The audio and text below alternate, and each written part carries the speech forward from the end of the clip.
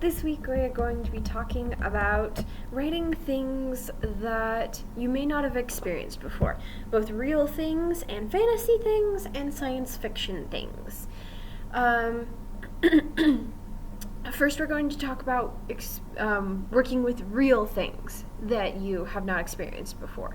The best thing that you're going to want to do is research and then talking to or reading about real people who have been through those things. So biographies are going to be one of your best friends. History textbooks can definitely be very beneficial during this time, especially for primary research. But you want to make sure you also get some secondary sources and by secondary sources I mean first-hand accounts, because of the fact that even though those are still a primary source, they are a primary source from a biased point of view because it is from a singular person's point of view instead of a overarching point of view like is generally in a historical research textbook.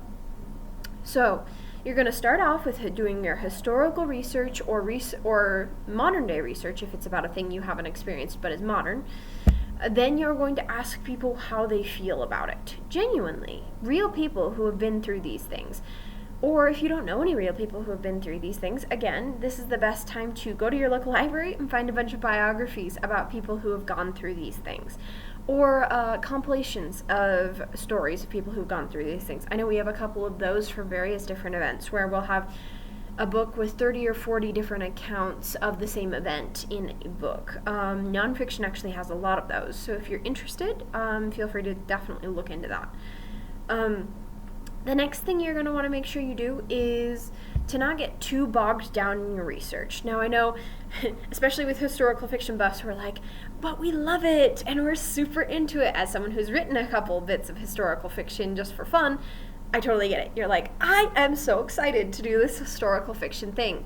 But you gotta be careful that you don't get so intense into the world building that you completely either A, info dump too much and lose your story, or B, that you get so bogged down in your research that you never write your story, or that you're too afraid of doing it injustice that you never write your story.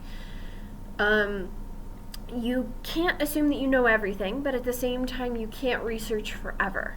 That is going to hold you back ultimately and prevent you from being able to write more. And you want to be able to write more, obviously. We all want to be able to write more. When doing your research, be careful if you're doing a mental health thing. Make sure that you try your best to get multiple different points of view. Like I said, biographies, talk to people if you can. It's really important, because a lot of times you'll get different perspectives from different people, even with mental health, because we all experience it differently. However, I will say there are some general similarities, and that's where people get in trouble. If they don't have these general similarities lining up, that can actually be really frustrating for readers who actually do relate to those mental health issues. I know recently that on Instagram, I was kind of saddened because someone was saying, hey, I was reading this book because it was supposed to have the main character has anxiety and I have anxiety, so I thought that it'd be really great. But the book, it was clear the person who wrote it didn't know anything about anxiety. Because when they read it, they said, here's how they portrayed anxiety. And even as myself, who knows people with anxiety but doesn't have anxiety, I was like, that's not anxiety. That's just nervousness. Which, yes, anxiety is nervousness, but anxiety is an intensity to the point where you can't function. This was basically just like, I feel so nervous, I'm going to throw up every once in a while. And I'm like, that's not anxiety. That's just being nervous. If you truly have anxiety, it is going to come to a very intense level. Even if you have slight anxiety, generally there's one thing that you are super anxious about above all else, and then general anxiety is a low-grade anxiety, kind of hangs around and makes you feel permanently kind of nervous about everything and like you're going to screw up and things like that. Anyway, long story short, if you're talking about mental health, make sure that if you don't have the mental health disorder, and even if you do have a mental health disorder that you're writing about, make sure that you get other people's point of view of your same mental health, because you might have a very different experience from someone else regarding your mental health. And so it's important to make lists of here's all the commonalities, and then here's where I diverge from those commonalities. And that's okay. We're all unique people, but if you're writing about it, it's important to get that overarching perspective. All right. Next thing we're going to talk about is writing fantasy / sci-fi, because obviously we haven't experienced 500 years in the future, so we can't write about it, right? Not true. We can write about it, but it's going to be tricky. Same thing with fantasy. We've never ridden on the back of a dragon. Doesn't mean we can't write about it.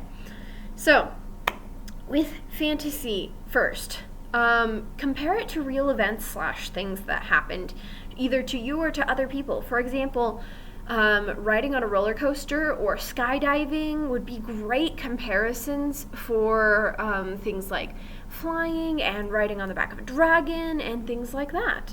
The rush of wind by your cheeks and the pumping of adrenaline are all definitely things that I think we would experience if we were riding on the back of a dragon. Similarly, things like fairies and whatnot. Have you ever had a tiny little insect land on you, or specifically a butterfly? They're so delicate and so beautiful, you know? You might think this is similar to how I think I'd feel if a fairy landed on me, but then here's how it diverges. Here's how it's different. This gives you a little bit more liberty because you can do comparisons to things, but that doesn't necessarily mean that you have to stick with the comparison.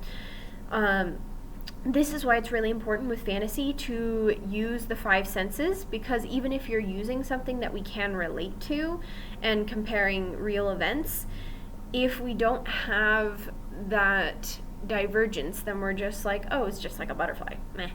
But if you make it unique and interesting in its own way, but still has those similarities, that's when it becomes so interesting. Because we have something we can relate to that then becomes something new. And that makes it so that not only we feel firmly grounded in the roots of the concept, but then we're able to branch out from the concept a little bit easier.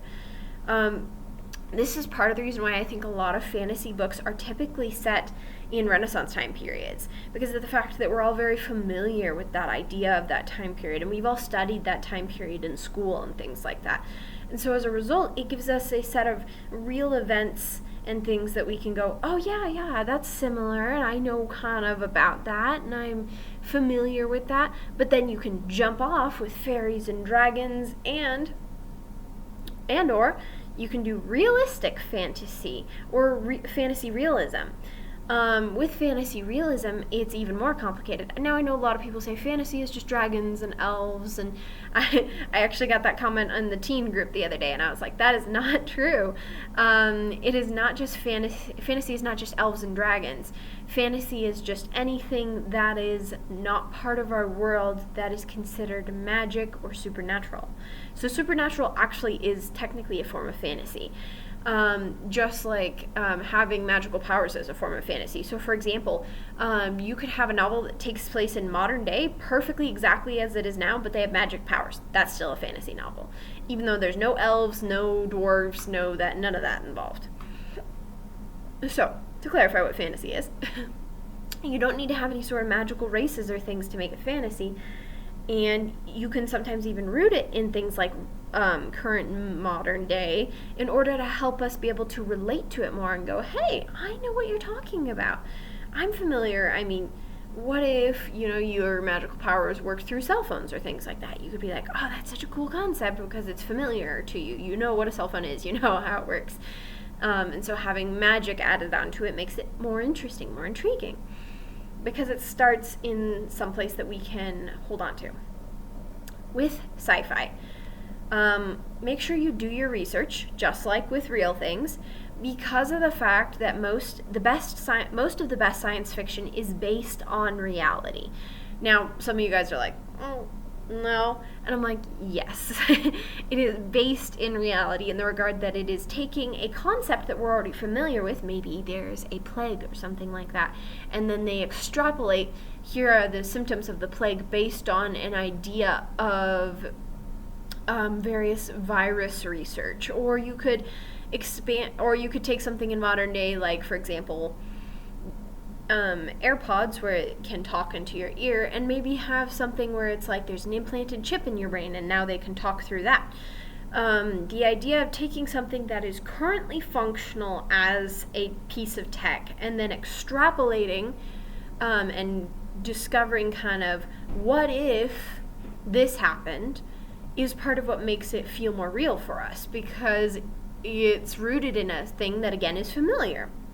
It's something that the reader can hang on to when they're confused, and then spring forward using your new and original and cool ideas for technology. That being said, if you're going to create new technology, make sure you don't overdo the amount of technical terms that people need to know. If you have 80,000 different words that they need to memorize in order to understand your book, that is too much. Heck, if I would say you have more than 8 terms in your book that they need to memorize in order to understand it, that's too much.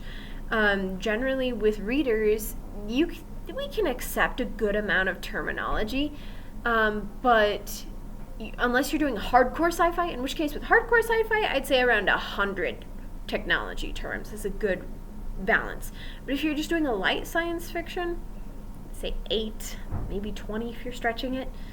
And they all have to be throughout the book, not in the first chapter. Don't overwhelm your reader. Make sure they're easily pronounceable and memorable, though, too. If you have a big, complicated Latin-based name, no one's going to remember that. However, if you have something, for example, like modern-day tech called the iPhone, it's a simple enough name that people are like, oh, yeah, I got it. And it's easy to pronounce, too. If your names are 30 characters long and most of them vowels, we're going to be like, oh, what does that say? Same thing with fantasy, actually. I would add that to the fantasy bit that I mentioned above. If you have impronounceable magical spells and countries and people, that can actually make it so the reader goes, I don't know if I want to keep reading because I don't know how to pronounce that word, and I'm not comfortable that I don't know how to pronounce that word. If it's just like a couple people have trouble pronouncing the word, that's okay.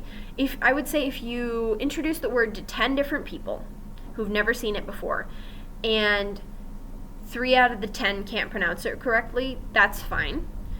But if I would say you have 6 or more that can't pronounce it correctly, think about changing the name and simplifying it, because that is going to seriously intimidate your readers. And you want to make sure that your readers don't feel intimidated, because if they feel intimidated and stupid, they're not going to want to keep reading. That's going to be frustrating for them rather than enjoyable. And we want reading to be enjoyable, right?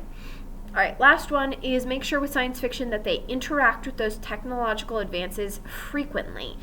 If you want to hint at a technological advance, by all means do, but if it is important to the plot, they need to interact with it frequently so we're familiar with how the device works by the time it is plot pivotal. If you introduce it 2 seconds before it is plot pivotal, we're not going to know enough about the device, and we're going to feel like you just pulled this device out of nowhere and cheated. Whereas if you have it from the beginning and they're constantly using it, but then at the end they're like, got it figured out, we're going to use this, then that feels more like, oh, it's foreshadowing, it feels good. And also, if we had cool tech, wouldn't we interact with it frequently? So with your science fiction, that is a good way to give a lot of good detail, is having them interact with it frequently enough that we know what it does and how it works. Looks like we're almost out of time. A reminder real quick, the Valentine's Day contest is almost up. The entries are due by 8:45 p.m. on Leap Day. It is 8:45 p.m. unless you call me ahead of time and say, hey, I'm going to be coming in, but I am not there yet. Then I will be okay with it. But otherwise, I'm sorry, not going to work out for me. I'm not going to have my coworkers stay late just because of you guys unless you tell me ahead of time. Anyway, and even then, I would say definitely have to be there before 9. You have to be there before 9 o'clock. But 8:45 unless you call me. All right. That being said, the Writers Club is also from 8 to 9 p.m. tonight, and it should be fantastic.